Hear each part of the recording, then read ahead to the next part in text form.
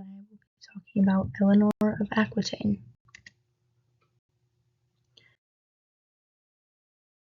So, to begin, as a big picture, Eleanor of Aquitaine was pretty well known as one of the most impressive and powerful figures of the High Middle Ages, who helped influence politics, art, medieval literature like poetry, and the perception of women in her era because she was such a strong leader.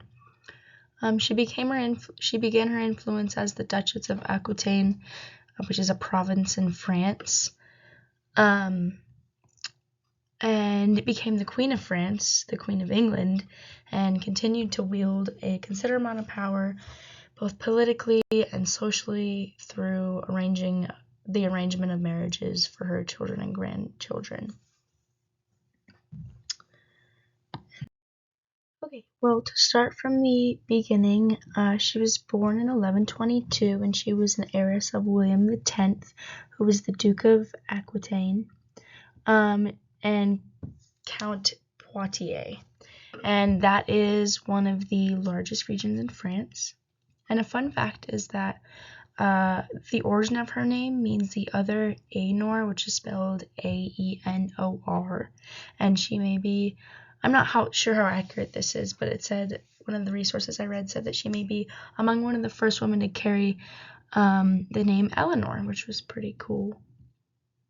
Her grandfather was the famous troubadour and warrior named William IX, and his works influenced the development of the later Provençal Romantic poetry movement. And William X, although lacked the skills of his poetic father, he inherited his love for literature and encouraged Eleanor and her younger sister in education and cultural refinement. As a young girl, Eleanor was fluent in Latin and was very adept at all sports that usually was predominantly male hobbies, sports like hunting and something called hawking.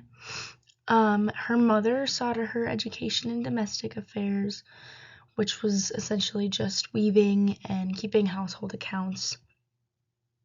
And in 1130 CE, unfortunately, her mother and youngest brother died, and that left her father alive. But about 7 years later, after they died in 1130, he died of something called dysentery, which is a gastrointestinal disease, while on a pilgrimage in April around 1137 CE.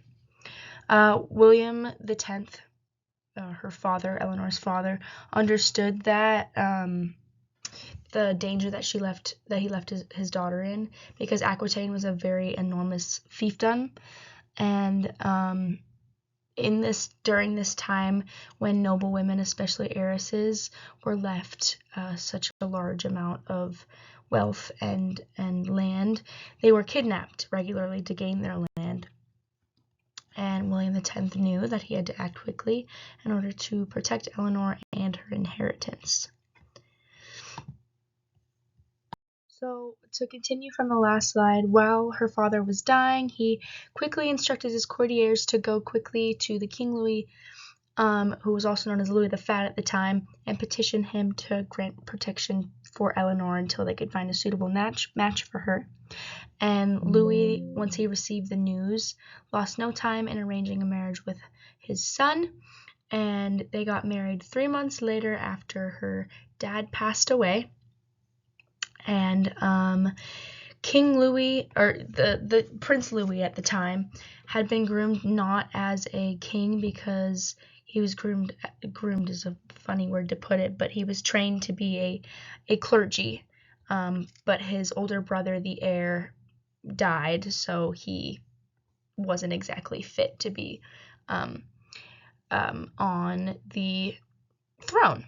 So when Louis became king, he accepted a charge to lead the Second Crusade to the Holy Land of Jerusalem, and Louis had very little experience in leadership, travel, and logistics. So unsurprisingly, the crusade it was unsuccessful. And Historians often criticize both Eleanor and her husband, and they criticized Eleanor because she actually accompanied her husband at the time because she wanted to go on the crusade as a thrill.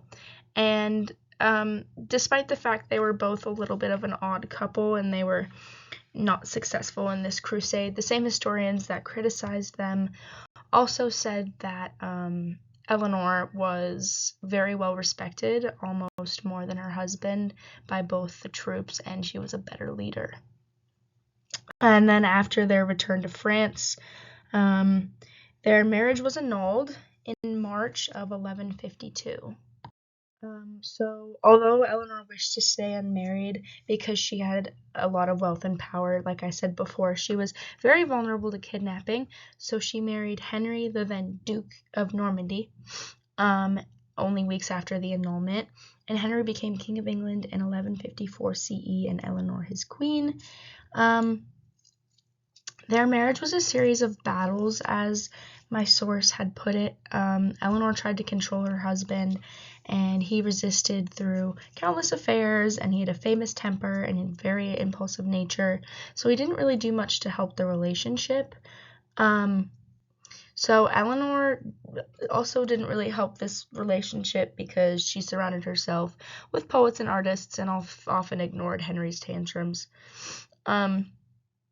So generally speaking, Eleanor just endured her marriage in a typical fashion by kind of just channeling her energies towards her children, which she wielded. She bore King Henry II of England 5 sons and 3 daughters, and she had 2 daughters in her previous marriage with King Louis.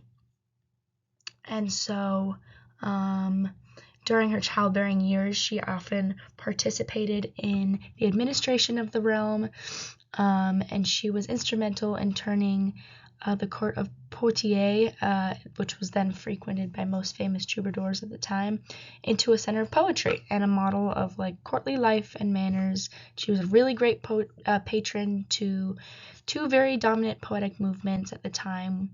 And in 1169, however, due to marriage constraints, Eleanor returned to Aquitaine, and and this picture right here is King Henry in the blue background. So after returning to Aquitaine, in 1173 CE, Eleanor and Henry's oldest son, Eleanor's oldest son, Henry, the young king, rebelled against his father, and this revolt, incited by nobles who stirred up young Henry's resentment towards his father, lasted about 18 months, and it cost several lives before it was crushed completely. And to make it simple, this revolt failed, and there were considerable rumors about whether or not this conflict was instigated by Eleanor. And after the revolt, Eleanor was captured while seeking refuge in the kingdom of her first husband, Louis, and she was imprisoned in England until the death of Henry, her former husband. And upon her release, Eleanor played a greater political role than she ever had before. When she was released, Richard, one of her sons, rose to power, and he left for the Third Crusade.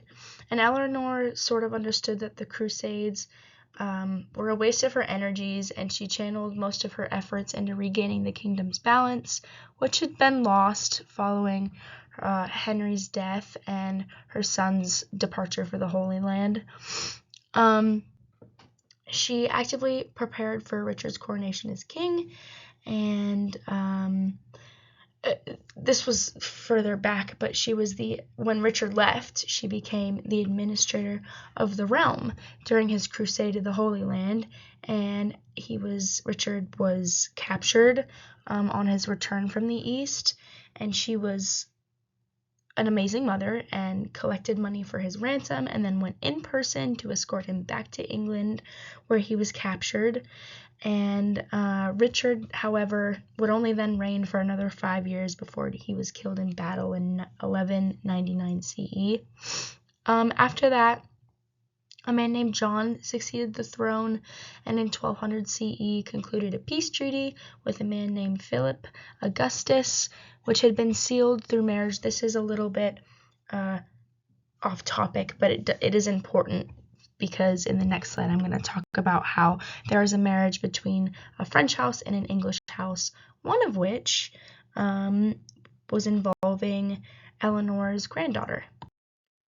So Eleanor was about 80 at this time, and she was fearing the disintegration of her family, and she really wanted to carry on the name of her family, so she crossed something called the Pyrenees in 1200 in order to fetch her granddaughter Blanche, which is her daughter Eleanor had a daughter named Blanche, in order to marry her granddaughter off to King Philip's son, who was also known as Louis the Lion. And so with this last act done, Eleanor retired to somewhere called the Fontevraud Abbey, and she died there of natural causes in 1204 CE. Unfortunately, the peace that she had helped broker between England and France through Blanche's wedding had been broken by the time of her death, and John's early reign was characterized by a series of diplomatic mistakes that would have never been made if Eleanor was still alive, which also just fully encouraged the conflict between France and England. And these conflicts finally led to a full-scale engagement of the Anglo-French War, which lasted from 1213 to 1214 CE. And then here is a final slide of citations.